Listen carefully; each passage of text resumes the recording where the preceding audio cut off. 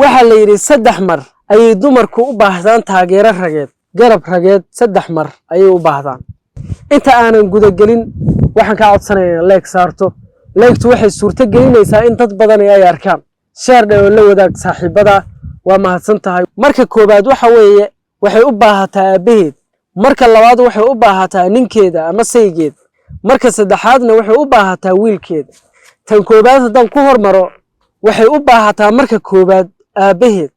marka ay dhalato waxay u baahan tahay inta ilaa ay ka qaangaarayso waxay u baahataa aabaheed oo waxay uga baahan tahay barbaarin wanaagsan inuu ku barbaariyo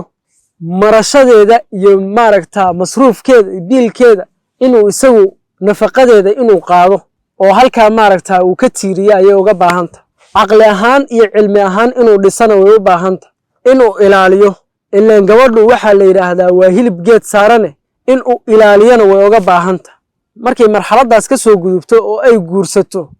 waxay u baahataa ninkeeda waxay uga baahataa asturaad inuu asturo waa yacni qodobkii koobaad ee maaragta la isku soo guursaday la isku la yimid inay is asturaan inuu marashadeeda iyo masruufkeeda qaato inuu ilaalisho ay uga baahataa haddana waa laga soo gudbaa markaa waxay u soo gudubtaa wiilkeeda markaasi waa markay gabowdo aabaheedna waxba ma galo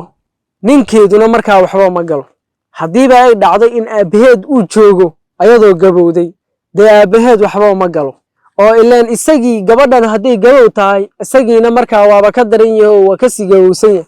ninkeeduna waa mid la mid ah waxaa dhacda isaguna inuusan tabar hayn markaa ayay u baahan tahay waxay u baahan tahay wiilkeeda xoog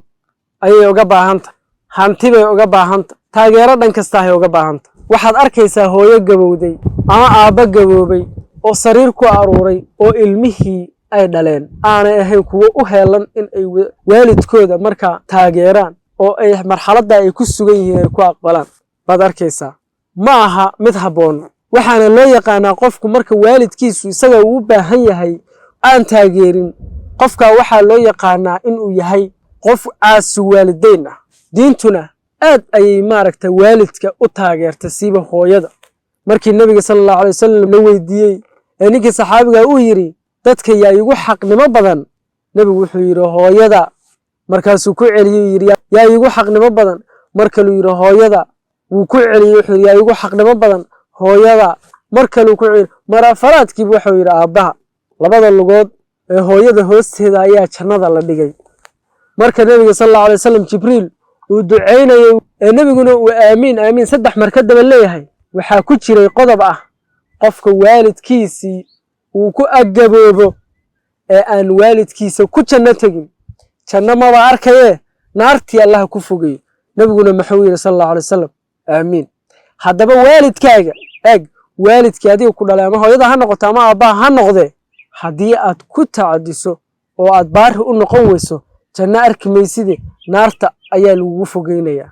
aayadda quraanka soo tay lahayd waqadaa rabbuka alla ta'budu illa iyyah وبالوالدين إحسانا إما يبلغن عندك الكبر أحدهما أو كلاهما فلا تقل لهما أف ولا تنهرهما وقل لهما قولا كريما قرآن كأياك ودي رجلنا والدك النقطة بار إما يبلغن عندك الكبر أحدهما أو كلاهما هدي أكتينا متكمدة والدكينا وكو أجبوه أما اللي بدو أي كو أجبوبان فلا تقل لهما أف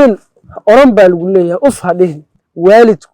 adiga oo yar oo intaas leeg ayuu ku xanaanaynayay korkiisaad ku matagaysi wad ku saxaroonaysay isaguna uf ma ku oranayn